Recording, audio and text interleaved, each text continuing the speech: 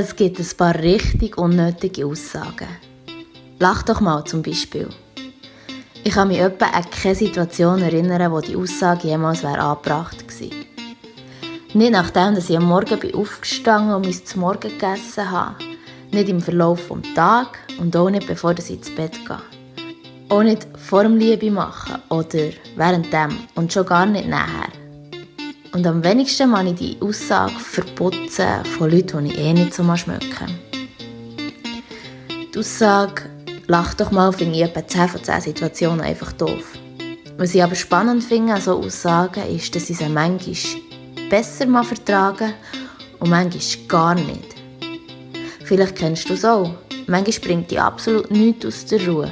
Und du bist so richtig geerdet und läufst durch den Tag, als wärst du der Geist der ganzen Welt. Und an anderen Tagen braucht es eine winzige Banalität. Vielleicht ein unfreundliches Wort oder eine Aussage von einer Person, die du gerade nicht verleiden kannst. Irgendeine Tätigkeit, die eine Person macht, wo du denkst, hey, geht es eigentlich noch? Ein Gesichtsausdruck lenkt manchmal auch schon. Zum Beispiel, wenn jemand etwas sagt und etwas sagt, aber der Gesichtsausdruck macht etwas ganz anderes. Oder eine WhatsApp-Nachricht, irgendein doofes Smiley und du verlierst auf einmal einfach völlig die Fassung. In der heutigen Awesome Range of Freedom Episode geht es um eine schmale Gratwanderung zwischen «schon gut, alles ist okay» und noch ein Wort und ich tätsch dir rein. Das war jetzt ein bisschen fies, aber es ist auch ein sehr individuelles Thema. Es geht nämlich um Toleranz. Also genau genommen geht es um Situationen, die uns so fest triggern, dass wir nachher fast durchdrehen könnten. Oder wir es manchmal auch machen. Meine Freunde haben auch das Mal wieder eine Frage von mir beantwortet und sie haben es ziemlich gut auf den Punkt gebracht. Zum Schluss gibt es dann wieder ein Geschenkchen, das du, wenn du das auch willst, mit in den Alltag kannst nehmen. Die heutige Episode ist von mir und von meinen Freunden für dich. Es gibt ja doch die Leute, die sich von niemandem nichts sagen lassen. Dann zählen einfach ihre Ansichten und die ist die einzige, die zählt. Du kannst tun und machen, schütteln, begründen, argumentieren und um keinen Preis wird die Meinung von diesen Personen geändert. Und dann gibt es auch die Personen, die sagen «Gäng» zu allem und zu allen «Ja» und «Amen». Die wollen es «Gäng» allen recht machen. Irgendwie wollen sie nicht anecken und immer tun sie schön alles tolerieren. Am Friedenslied manchmal oder auch aus anderen Gründen. Wir sind spannend, wir Menschen, finde ich. Wir tun uns gerne und oft definieren. Manchmal auch Werte oder Sachen zuordnen. Und das vor allem in Millisekunden. Unser Unterbewusstsein ist so schnell, dass das in Millisekunden einfach kategorisiert. Das dient natürlich einerseits zur Orientierung im Alltag, dass wir Situationen und Sachen einordnen können. Oder auch zur Rechtfindung. Das ist ganz klar wichtig und auch spannend. Aber es ist auch schade. Irgendwie limitiert es oft und setzt uns so ein bisschen Scheuklappen auf. Wie bei einem Ross, das so wie nur gegen vorne schauen darf. Und nicht darf warnen, was auf der Seite von sich auch passiert. Aber wir sind ja keine Ross mit Scheuklappen und uns setzt auch niemand auf, ausser wir selber. Vor allem ist es schwierig, die Programme hinterfragen, weil sie ja meistens unterbewusst ablaufen. Und das Schubladisieren passiert so schnell, dass wir manchmal fast nicht reagieren können, wenn wir uns nicht achten. Und wenn wir ehrlich sind, ist eigentlich niemand von uns gerne in Schubladen inne. Und mit diesen erlernten Programmen tun wir Sachen, auch Situationen, manchmal auch Gefühle, tolerieren oder eben auch nicht. Toleriert wird nämlich meistens das, und das finde ich sehr spannend, was in unseren Vorstellungen und auch in unsere Erwartungen hineinpassen. Und weil das ja unsere Vorstellungen und unsere Erwartungen sind, die wir uns selber gemacht haben, über unsere Lebensdauer, bestimmen wir eigentlich auch selber, was wir tolerieren. Und Toleranz ist in diesem Sinn immer individuell, wie etwa alles andere auch. Aber was ist denn Toleranz? Wir hören es oft im Alltag, bist doch ein bisschen toleranter. Und dann denken wir, halt doch die Schnur. Aber ich habe so in einem Buch gefunden, wo bei uns im Regal steht, dass auch irgendein gescheiter Mensch seine Lebzeit damit verbracht hat, herauszufinden, was Toleranz ist. Und der hat es auch definiert und in etwa 4 Sätzen wiedergegeben. Also Toleranz ist laut dem Mensch, der das definiert hat, Achtung, Duldung und das Geltenlassen von fremden und andersartigen Anschauungen, Sitten und Gewohnheiten. Toleranz wird gefordert gegenüber Besonderheiten von einzelnen Völkern, Nationalitäten, Interessengruppen und Religion. Sie ist ein Zeichen für Selbstvertrauen und für das Bewusstsein der Gesichertheit der eigenen Person. Für eine weltoffene Haltung, die auch der Vergleich mit anderen Menschen nicht scheut und geistige Wettbewerbe nicht aus dem Weg geht. Okay, das ist mal eine Definition. Aber es geht noch weiter und jetzt kommt vor allem der spannende Teil, finde ich. Jede Toleranz hat ihre Grenzen, dass sie nur die Meinungen der Andersdenkenden duldet, nicht aber die Kampfmassnahmen gegen die Träger von Toleranz. Also ich verstehe nicht den ganzen Satz, aber ich habe gelesen, Toleranz hat ihre Grenzen. Und ich glaube, das ist ziemlich relevant. Es ist, wie es ist. Aber folgende Situation, denke ich, kennen wir sicher alle. Dann bist du irgendwo in einer Bar oder mit Leuten unterwegs, an einem Familientisch. Und irgendwann bist du dann in ein Gespräch verwickelt. Mit Leuten, die du vielleicht kennst oder Leuten, die einfach da sind und du noch gar nie gesehen hast.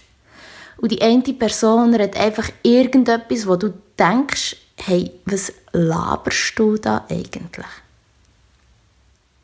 Vielleicht intervenierst du schnell oder du sagst irgendetwas und das Gespräch eskaliert vollkommen. Oder es gibt so ein Ping-Pong von Argumentationen hin und her geben und jeder toleriert die andere Meinung, aber die kommen gleich nicht auf einen grünen Zweig. Das gibt so. Eine andere Variante ist, dass du dann einfach nichts mehr sagst. Weil es keinen Grund gibt, noch mehr Energie in die schon hoffnungslose Situation zu investieren. Und anstatt dass du irgendetwas sagst, bist du einfach still. Und vielleicht denkst du dann von dieser Person, und wenn du nur kurz die Menschenverstand würdest brauchen, wäre es hier alles ganz anders kommen. Das ist aber so eine Sache mit dem Menschenverstand. So ein gescheiter Mensch hat mal gesagt, es gäbe auch keinen Mensch, der von sich selber sagt, er habe zu wenig Menschenverstand. Und da sind wir dann eigentlich auch beim Thema der verschiedenen Ansichten und Arten, wie Menschen kommunizieren und miteinander umgehen. Was vielleicht auch die Erziehung hat dazu beitragen, das Umfeld, die Bildung etc. Wir sehen gerne nur das, was wir auch wahrnehmen wollen. Auch meistens. Alles andere können wir ja irgendwie gar nicht. Was das Gegenüber zum Beispiel für Gedanken hat oder was sie für ein Rucksäckchen haben vom Leben, das sehen wir nicht. Wir denken in dem Moment, wo wir so einen Depp sehen, der irgendetwas über nichts labert, einfach, du bist so eine Pappnase. Was willst du? Was ist das, was du da rauslässt? Was das Gegenüber aber alles erlebt hat, das sehen wir nicht. Vielleicht würde das Erlebte von dieser Person ja erklären, wieso dass die Person das sagt oder in dieser Situation so handelt oder diese Ansichten hat. Aber wenn wir immer alles so hinterfragen und analysieren, was das Gegenüber könnte oder möchte oder bla und überhaupt, dann haben wir gar keine Zeit mehr für unser eigenes Leben zu leben. Und vielleicht hindert es uns dann auch, irgendetwas zu machen oder zu sagen. Und das ist ja wohl sicher nicht der Weg. Abgrenzen ist gut und gesund, das braucht es, da bin ich überzeugt. Aber was ich damit sagen will, es wäre vielleicht auch mal schön, wenn wir ein bisschen mehr zuhören und ein bisschen weniger labern. Das sind die einen Podcast machen. Aber vielleicht auch, wenn es um emotionale Sachen geht oder Sachen wie Politik oder keine Ahnung, das System, das Globale oder ökologische Aspekte. Dass wir vielleicht dort anderen Meinungen auch Platz geben und nicht gegeneinander ins Gärtchen pissen. Das nervt nämlich. Das Gleiche bei Liebe und Beziehung oder auch der Körper, das gibt doch niemand etwas an. Das soll doch jeder für sich entscheiden. Ich glaube, wichtig ist einfach, dass man dann auf einen gemeinsamen Nenner kommt, wenn es in der Öffentlichkeit ist oder wenn es um das Zusammenleben von allen geht. Aber was jeder allein in seinem Gärtchen macht, das ist doch scheissegal. Da müssen wir auch nicht unsere Werte mitgeben, denke ich jetzt. Und es wird niemand gerne belehrt. Ja, Toleranz ist auch omnipräsent. Ich zum Beispiel verwünsche mich manchmal im Alltag, dass ich manchmal von Sachen getriggert werde, die mich in anderen Momenten ganz kalt lassen. Aber was mich immer wieder triggert, ist vor allem eine Situation. Wenn Leute jammern. Ich bin da auch eingeschlossen. Ich jammere nämlich auch. Und vor allem nervt mich nicht das Jammern per se, sondern wenn Leute jammern oder ich jammere und nichts an dieser Situation ändern. Aus welchem Grund auch immer, das gibt ganz viel. Manchmal kann man es fast nicht ändern. Aber dann dort ist, glaube ich, die Akzeptanz ziemlich wichtig, wenn man es selber nicht ändern kann. Aber wenn man dann in Situationen innen ist, wo man könnte ändern und man es nicht macht, das bringt mich so zur Weissglut. Irgendwie haben wir alle etwas, das uns triggert. So. Und jetzt habe ich eine Frage an dich. Überleg dir kurz, welche Situation dich in deinem Alltag so richtig triggert, wo du richtig hässig wirst, wo du wirklich fast anfangen Wut zu rennen oder du fast anfangen Wut zu rennen oder ein Gefühl von Ohnmacht in dir innen auslöst. Du kannst schon kurz auf Pause drücken und dir deine Antwort überlegen. Weil es ist gut möglich, dass irgendjemand von meinen Kollegen vielleicht jetzt die gleiche Situation oder eine ähnliche Situation erzählt. Also drück schnell auf Pause, Pausen ist wichtig. Die Frage habe ich also auch meinen Freunden gestellt. Ich habe sie gefragt, welche Situation, wer oder wen triggert sie so fest, dass sie völlig die Fassung verlieren. Daraufhin habe ich sie gefragt, was sie in diesen Situationen machen oder wie sie darauf reagieren. Ich wollte nämlich herausfinden, was die Auslöser sind für wenig Toleranz und wie sie dann mit schwierigen Situationen reagieren. Und ob die Toleranz irgendwann so weit überschritten ist, dass es den gar nicht mehr geht. Ihre Ansichten auf die Fragen hören wir jetzt an. Einige von ihnen haben mir einen Text geschrieben, den ich vorlesen werde. Andere melden sich gerade selber zu Wort. Und jetzt freue ich mich darauf, zuzuhören.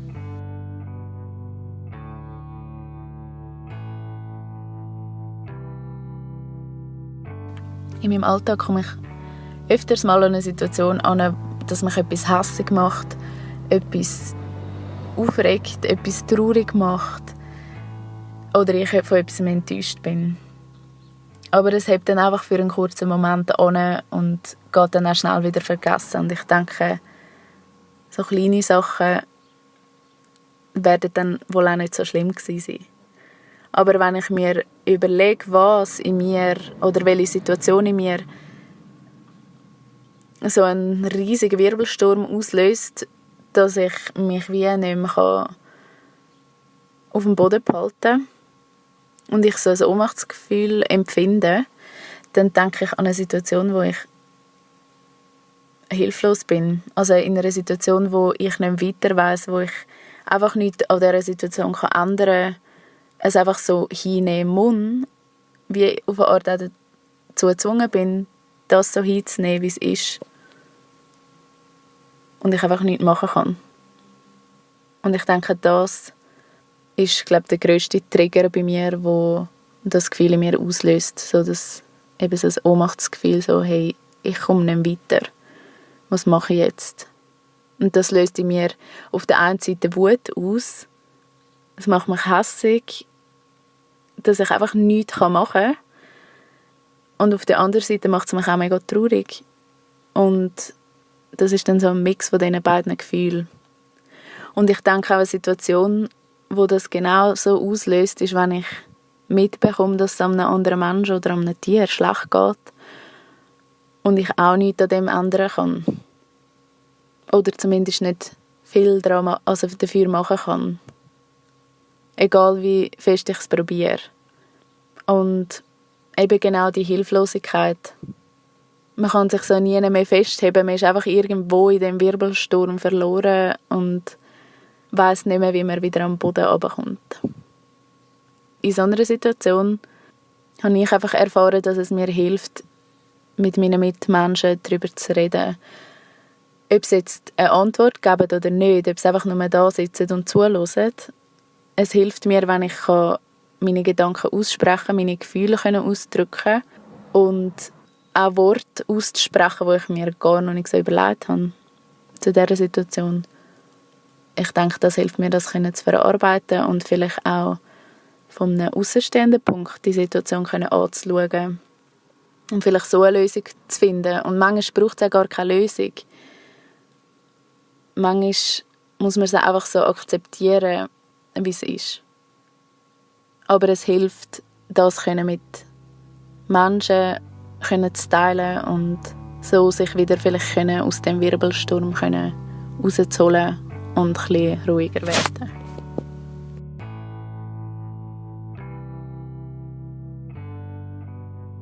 Bei welchen Situationen verliere ich total die Fassung? Da musste ich nicht so weit überlegen. Und kann sagen, das ist häufig dann, wenn ich meistens in der Öffentlichkeit, wirklich so grobe Ungerechtigkeiten wahrnehme oder übergriffiges Verhalten. Das kann eben Handlungen oder verbal sein, das spielt nicht mal so eine Rolle.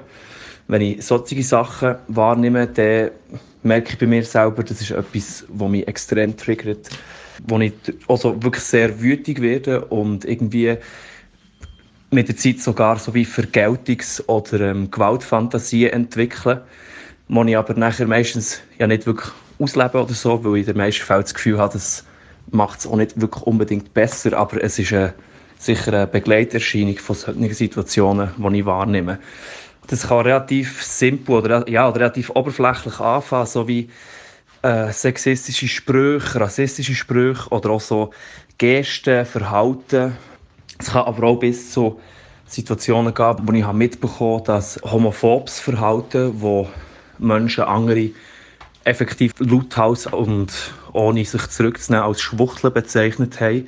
Also sagen wir jetzt irgendwie in der Stadt bei Tag 2 Männer, die sich die Hand gegeben haben, werden von 2 anderen, die ihnen entgegenlaufen, als Schwuchteln bezeichnet. Und einfach so, ja, das, wenn ich so Sachen wahrnehme, von weitem oder auch von nahem, das ist etwas, wo mich echt ausrasten lässt. Das Zweite wäre, ja, wie reagiere ich in diesen Situationen? Das ist recht unterschiedlich und meistens halt auch so ein bisschen an dieser Situation angepasst. Es kann sein, dass ich mich einfach zu Wort melde und irgendwie jemanden darauf hinweise. Es kann auch sein, dass ich jemanden harsch halt vielleicht irgendwie sagen, er soll die Schnur halten oder so. Es gibt aber auch Situationen, wo ich effektiv nicht viel machen konnte als dieser Person, die irgendwie unter dem gelitten hat. Nachdem die Situation sich ein bisschen entschärft ist, zu dieser Person hergehen und fragen, ob alles okay ist oder ob man irgendwie etwas helfen kann oder was auch immer. Weil es einfach effektiv auch Situationen hat gegeben, wo wie so ein direktes Eingreifen einfach irgendwie von mir aus gesehen zu Gewalt geführt hat. Das ist jetzt vielleicht irgendwie eine schlechte Entschuldigung, dass man nicht hat eingegriffen hat.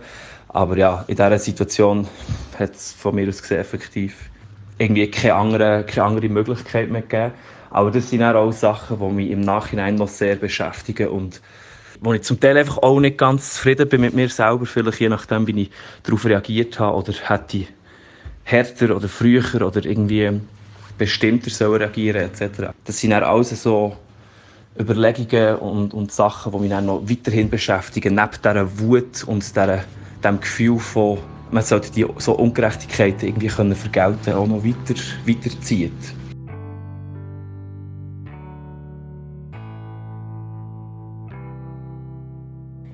Genau wie eine Bombe braucht es auch bei mir Sprengstoff und eine Zündung, dass es zu einer Explosion kommt. Ich klammere Kontrollverlust. Der Sprengstoff besteht aus den inneren Faktoren. Das kann zum Beispiel Hunger, Durst, Schlaflosigkeit, innere Unzufriedenheit oder aufgebauter Frust sein. Die Zündung sind die äußeren Faktoren, zum Beispiel wenn ich grosse Ungerechtigkeit, Respektlosigkeit oder masslose Ignoranz erfahre oder beobachte. Das kann in verschiedenen Situationen der Fall sein. Zum Beispiel, wenn jemand, den ich sehr gerne habe, angegriffen wird. Wenn mir etwas Wichtiges geklaut wird. Wenn jemand eine grosse Menge Essen oder Ressourcen verschwendet und das auch noch lustig findet. Oder wenn jemand andere Leute und ihre Meinung überhaupt nicht respektiert. All diese Faktoren können natürlich auch Wechselwirkungen untereinander haben. Und was mache ich dagegen? Zuerst schaue ich, dass die Grundbedürfnisse deckt sind. Essen, trinken, schlafen. Und mich dann auf irgendeine Art und Weise von der Situation lösen. Erst dann kann ich versuchen, eine Lösung für das Problem zu finden, falls es überhaupt noch eins ist. Man fängt ja auch nicht das Haus wieder an zu bauen, wenn es noch am Brennen ist.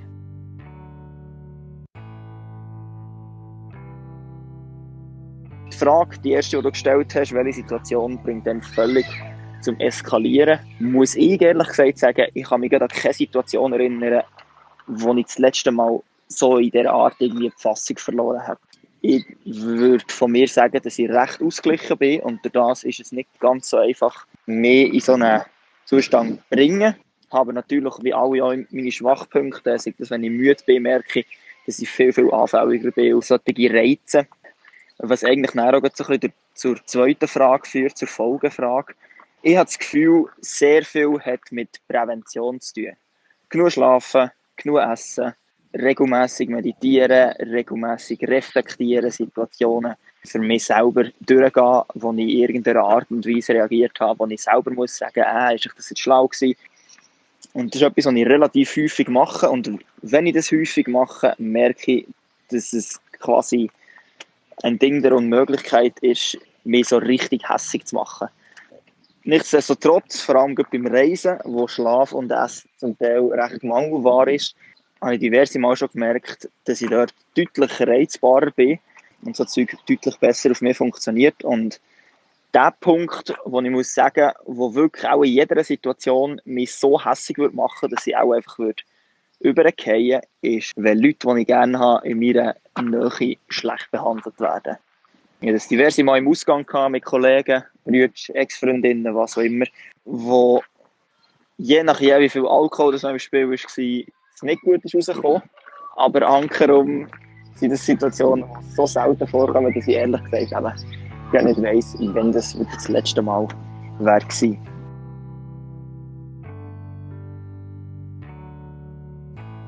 Das Gefühl von Ohnmacht und Machtlosigkeit fühle ich noch oft, muss ich sagen. Das Gefühl von mega grosser Wut, wo ich anfangen das Rumschreien, wird bei mir einfach fast immer von dem Ohnmachtsgefühl und Traurigkeit überdeckt.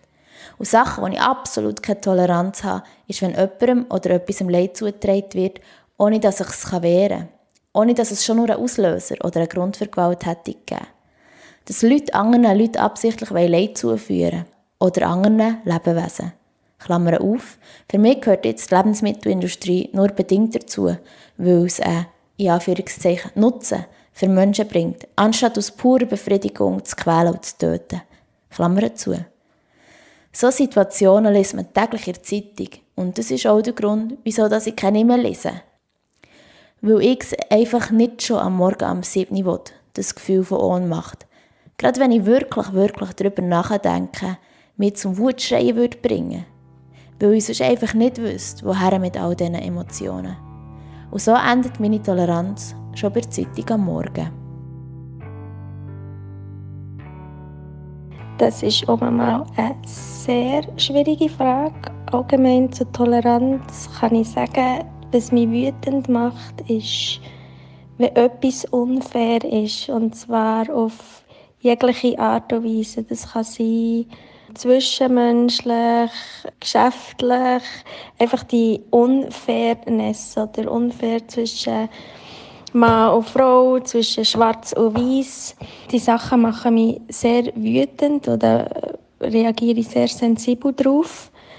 Ich habe auch Rassismus und auch die Probleme, die wir leider immer noch haben im 2020. Und was mich persönlich außer Kontrolle bringt oder triggert, ist im Fall höllenschwierig zu sagen, weil ich probiere recht in Harmonie zu leben und habe auch nicht gerne Streit und bin auch nicht streitsüchtig. Einzig und allein war ich als Kind ein bisschen aggressiv. Dort habe ich nicht toleriert, wenn man mich provoziert. Und zwar, wenn jemand auf mir rumdrückt, obwohl er haargenau weiss, ich werde noch hässiger, wenn er jetzt das sagt.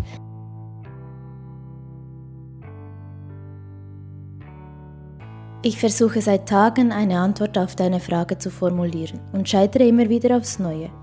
Immer dann, wenn ich mich gedanklich in diejenigen Situationen versetze, in denen ich jegliche Kontrolle verloren habe, erstarre ich. Ich spüre den Schmerz und dann die Ohnmacht, als wären sie gerade in diesem Moment wieder real. Wir sind umgeben von einer Welt, in der Emotionen gesteuert und Kognition gelebt werden sollen. Umso mehr bemühen wir uns, strengen uns an, erstreben und fokussieren Ziele, welche allzu oft im sichtbaren Außen liegen und uns von unserem Inneren ablenken. Während wir uns so immer mehr aus den Augen verlieren, uns immer weiter von uns selber entfernen, werden wir umso verletzlicher, umso schutzloser. Ein Angriff wird zum Kinderspiel. Ist es dann dieser Moment, in dem wir die Kontrolle verlieren? Oder haben wir unsere Fassung, unseren Rahmen, unseren klar abgegrenzten Platz gar noch nicht gefunden? Anstatt der Erschütterung über die Enttäuschung unseres Menschseins allzu viel Platz einzuräumen, können wir uns ihm zuwenden.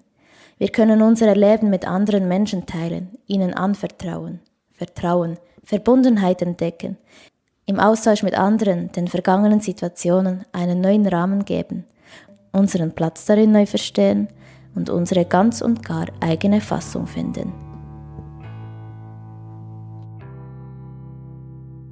Also ich glaube, ich habe behauptet, dass mich so zwischenmenschliche, persönliche Sachen nicht mehr so aus der Fassung bringen. Haben sie sicher früher, aber irgendwie habe ich das auf die verschiedensten Arten können erleben. Und darum kann ich dort mittlerweile mich eigentlich meistens irgendwie so ein bisschen persönlich davon distanzieren oder eben Sachen wieder loslassen, wenn sie aufkommen. Und ich merke, dass es mich irgendwie überwältigen, dass ich mich dann auch wieder entspannen kann. Aber dann so ein Thema wie die Zerstörung von unserem eigenen Lebensraum namens Planet Erde als Spezies, namens Mensch und vor allem auch als westliche Gesellschaft, die irgendwie den ganzen Lebensstil geprägt hat in den letzten 100 Jahren und vorgelebt hat, wo eigentlich dazu führt und dazu geführt hat und es eben leider weiterhin macht. Das macht mich, glaube ich, nach wie vor immer wieder fertig. Also ich kann es zwar manchmal wie akzeptieren und sagen mir dann wie, ja, es kommt so, wie es muss kommen, aber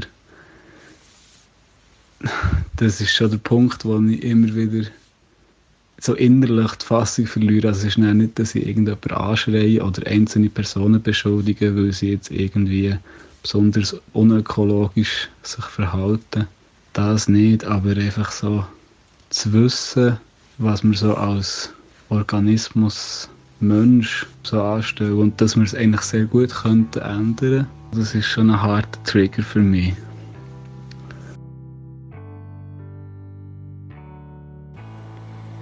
Ich musste jetzt ziemlich lange studieren, was mir zeigt, dass es in meinem Alltag auch nicht viele Situationen gibt, die mich so mega aus der Fassung bringen. Aber wenn ich so überlege und mich frage, wenn ich das Gefühl das letzte Mal hatte, das du beschreibst, das war es auch dann, als ich die Brustkrebsdiagnose von meiner Mami erfahren habe. Das ist so wie ein Ohnmachtsgefühl, Schicksal einfach ausgeliefert zu sein und eine mega grosse Wut gegen das Universum, wo auch mit der riesen Angst zusammenhängt, einen geliebten Menschen zu verlieren. Ja, und wenn wir so Situationen verallgemeinern, sind es auch die Situationen, wo man wie Kontrolle über alles verliert, was einfach nicht mehr so läuft, wie man es gerne hat, wo man dem Schicksal ausgeliefert ist. So das Ohnmachtsgefühl, die Wut gegen weiss auch nicht wer, gegen das Schicksal. Und dann gibt es natürlich auch so Alltagssituationen, die einem zum Verzweifeln bringen, wo man wie an sich selber oder ich an mir selber verzweifle, weil ich mich wieder mal habe irgendeine Arbeit rausgeschoben und dann eine Nachtschicht muss schieben. Das sind so Banalitäten, aber es regt immer wieder unglaublich auf. Es macht hässig auf mich selber. Und was ich dagegen mache, also beim zweiten Fall mit dem Zeug rausschieben, gibt es wie nichts, was ich dagegen mache, weil es passiert immer wieder. Und beim ersten Fall mit der Brustkrebsdiagnose von meiner Mami hat mir mega geholfen, dass sie so positiv war. Das hat mich auch positiv gestimmt, dass alles wieder gut kommt. Und es ist ja auch alles wieder gut gekommen. Und einfach, ja, wie der Glaube an das Gute. Und ja, wieder ein bisschen Kontrolle können zu übernehmen, auch über das Gefühl und ja.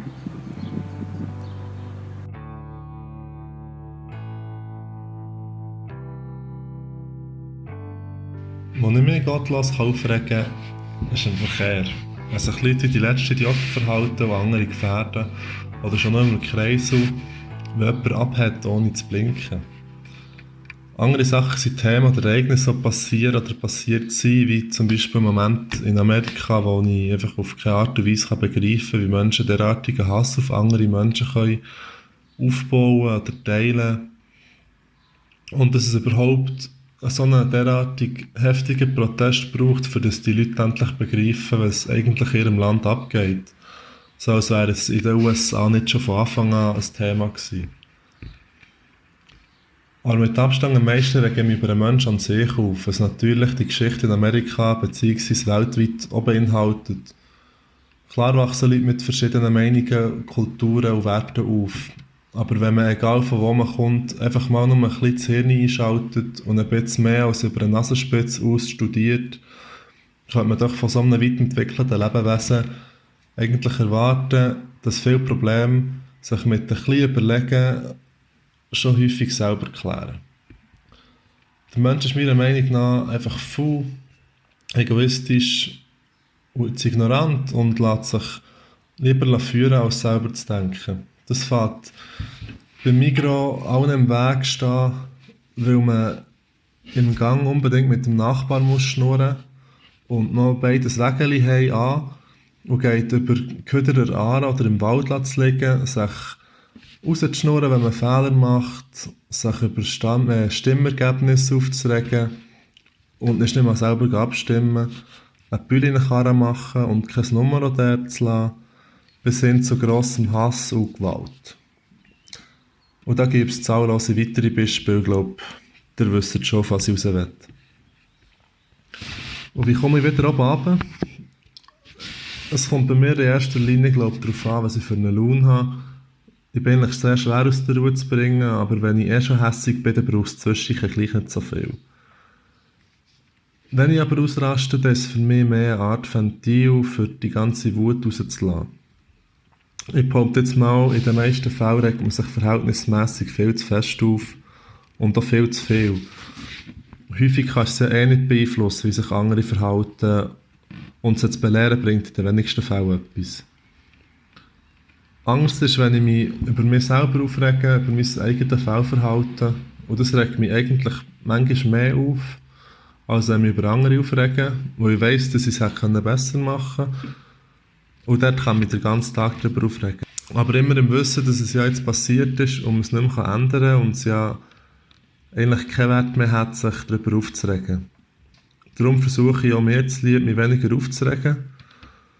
Aber fluchen oder etwas umschiessen oder verschlagen oder dem gleich auch sehr gut Abhilfe verschaffen.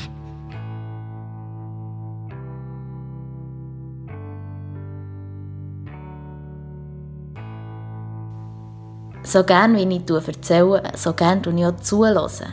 Und meine Freunde haben ziemlich viele Situationen und Ursachen geschildert, wie es dann zu schwindender Toleranz könnte kommen.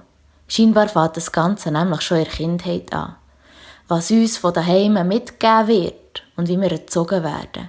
Werte und Vorstellungen, die uns schon in der Kindheit prägen. Und dann sind ganz viele andere Auslöser für schwindende Toleranz genannt worden. Wie zum Beispiel ausserordentliche Situationen. Zum Beispiel beim Reisen. Du bereist ein fremdes Land, hast keine Ahnung, wo du bist, hast vielleicht irgendwo in der Pampa geschlafen und sollst irgendwo das Essen und das Trinken herbekommen. Ja, das triggert manchmal schon ganz schön. Und wenn dann manchmal noch mangelnder Schlaf oder ein fehlendes WC dazukommt, dann ist du fertig mit der Toleranz. Das ist nämlich ein weiterer Punkt. Ganz viele Kleinigkeiten, die sich ansammeln und zu einem Höhepunkt zusammenschaukeln, der dann völlig explodiert. Irgendwelche kleine Banalitäten im Alltag. Eben, irgendein Wort, irgendein technisches Gerät, das nicht geht, das Internet ist zu langsam. Eine Dienstleistungsfirma hält nicht das, was es verspricht. Das ist etwas, was mich verdammt nervt. Das regt mich ganz fest auf. Das regt mich schon jetzt wieder auf, wenn ich darüber nachdenke. Aber so Kleinigkeiten vom Alltag, die sich hochschaukeln zu etwas Grösseres, das triggert unsere Toleranz auch. Was auch genannt wurde und was sich alle einig sind, ist Ungerechtigkeit. Sei es im privaten oder im öffentlichen Raum. Sei das eben irgendwie ein übergriffiges Verhalten von einer anderen Person oder die altbekannten Themen, die eigentlich so unnötig sind, die wir alle unnötig finden und trotzdem sind sie bestehend. Rassismus, Genderdiskriminierung, Respektlosigkeit oder Masslosigkeit. Auch Sachen wie zum Beispiel eben Ignoranz oder Gleichgültigkeit. Sexismus ist auch immer wieder ein Thema.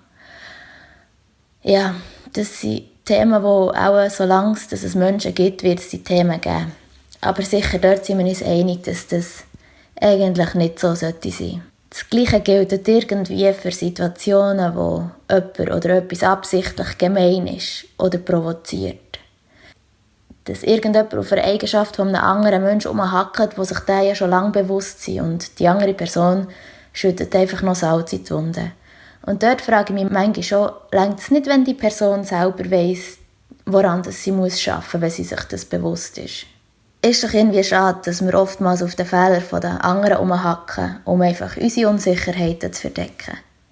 Der Punkt, der alle rasend macht, ohnmächtig oder hilflos macht oder manchmal sogar zum Dreinschlafen verleitet, ist, wenn jemand, den wir gerne haben, eine geliebte Person von uns, schlecht behandelt wird. Andere Menschen triggern uns ganz, ganz fest. Sei es ihre Art und Weise, wie sie leben oder ihre Vorstellungen oder halt auch die Diskrepanzen, die wir zu anderen Personen haben. Und auch die wird es immer wieder geben. Was uns auch mega fest triggert, sind wir selber. Dabei, also wir sind ja die einzige Person, die mit uns selber ein Leben lang wird Zeit verbringen. Darum sollten wir uns, glaube ich, schon ein bisschen gerne haben. Und Unzufriedenheit triggert uns ganz fest. Oder wenn wir die Sachen rausstüdeln. Was uns auch ganz fest wahnsinnig macht, oder viel von uns ist, wenn wir in einer Situation anders reagieren, als wir es eigentlich gerne von uns hätten. Und das macht uns dann im Nachhinein auch noch ziemlich lang hässig oder traurig. Was auch mühsam ist, sind die verpassten Gelegenheiten. Oder sich vielleicht nicht einzugestehen, dass man jetzt eben selber einen Fehler gemacht hat. Eine andere Situation, die uns triggert, ist die von Sachen, die wir nicht kontrollieren können. Sachen, die wir einfach so hernehmen und akzeptieren. Sei es jetzt eben ein Verlust von einem geliebten Menschen oder eine Krankheit oder vielleicht auch ein Funktionsverlust von uns selber. Sachen, die wir halt einfach nicht gross beeinflussen können. Und ich denke, da geht es auch gar nicht mehr so um Toleranz, sondern wie gehen wir mit Veränderungen um? Zurück zur Toleranz und was wir dann machen können in Situationen, die uns ohnmächtig oder hässig oder unzufrieden machen. Der erste Schritt ist wahrscheinlich zu merken, dass man sich in so einer Situation befindet. Und wenn es gut geht, mal schauen, was war der Auslöser war. Und vielleicht auch in gewissen Situationen macht es Sinn, die Sachen mit der Distanz zu beachten. Vielleicht verstehen wir es dann auch besser, wenn wir wissen, wieso wir so reagieren. Oder was uns dann so hässig macht oder ohnmächtig. Etwas anderes, was ein Kollege von mir gesagt hat, ist Prävention. Und das ist etwas, was man grundsätzlich immer überall machen kann. Egal auf welche Sachen es geht, wenn es um Gesundheit geht. Er hat es begründet mit Meditation und Reflexion. Und da ist auch wieder die Balance nicht weit weg. Nämlich die regelmäßige Prävention ist wichtig. Ich glaube, dass man es immer wieder macht. Das ist etwas, was im Alltag eigentlich sich meistens bewährt, habe ich das Gefühl. So der Grit, so etwas am Dranbleiben, auch ein bisschen beharrlich zu sein. Weil es ist uns auch allen bekannt, dass man vielleicht etwas macht und dann hat man das Resultat und dann macht man es nicht mehr und dann merkt man, es hat mir auch doch noch gut getan. Also sicher auch ein bisschen auf sich selber hören. Etwas anderes, was genannt ist, ist Kommunikation. Manchmal braucht es auch gar nicht irgendeinen Ratschlag oder eine Lösung, sondern manchmal sind wir einfach froh, wenn wir es schildern können, wie es uns geht. Und dass einfach jemand da hockt und zulässt. Und nur zulässt. Und Kommunikation ist auch auf einem anderen Weg wichtig, wenn es um Toleranz geht. Nämlich reden, wenn jemandem zum Beispiel etwas passiert oder intervenieren, bevor das etwas passiert. Und was auch genannt ist worden, Leute wissen meistens, was ihre eigenen Schwächen sind. Eigentlich macht es ja keinen Sinn, dort noch zu provozieren und Schwächen von anderen rauszuheben. Es gibt einen Unterschied zwischen einer konstruktiven Rückmeldung oder von einem gezielten Abmachen, finde ich. Weil eben, jeder hat irgendetwas, wo man drauf herumreiten kann. Aber wenn wir das alle machen würden, schiesst es einfach auch nur an. Dann gibt es Situationen, die man nicht ändern kann. Und dort haben ganz viele von meinen Freunden gesagt, Akzeptanz. Akzeptieren in Situationen, wo man selber nicht mehr zur Situation beitragen kann. Akzeptanz und Loslassen ist sicher auch etwas, was uns das ganze Leben lang begleitet. Und das lernen wir, glaube ich, nicht von heute auf morgen. Einfach eins nach dem anderen. Ja, und dann gibt es halt immer wieder die Situationen, wo man halt manchmal einfach herhöckeln muss, einmal durchschnaufen und halt vielleicht gleich mal ein bisschen Toleranz zeigen. Auch wenn man es in erster Linie vielleicht nicht gerade will. Toleranz ist auf jeden Fall wichtig und sicherlich auch unentbehrlich für ein friedsames Zusammenleben. Wahrscheinlich kommt sie dann irgendwann schon mit der Reife oder mit der Erfahrung, die wir im Leben machen.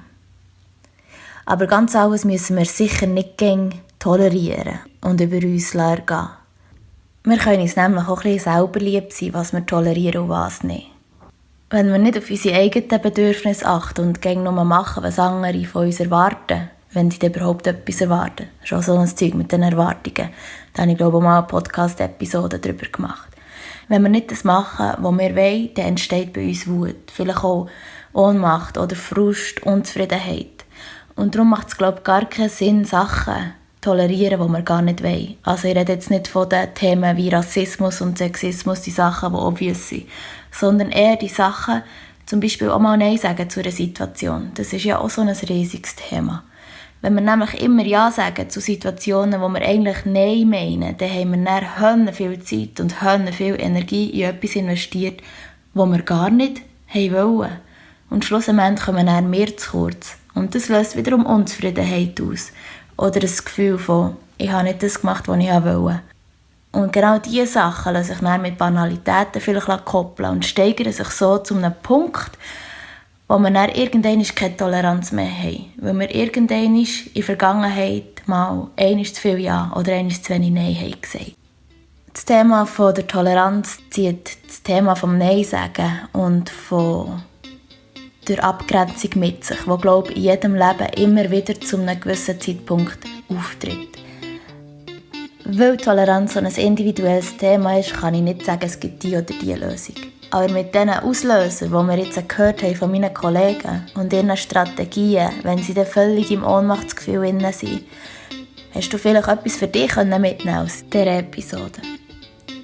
Und wieder einmal finde ich es schön, hast du heute zugelassen bei uns Range of Freedom. Habt ihr Sorge und bis gleich.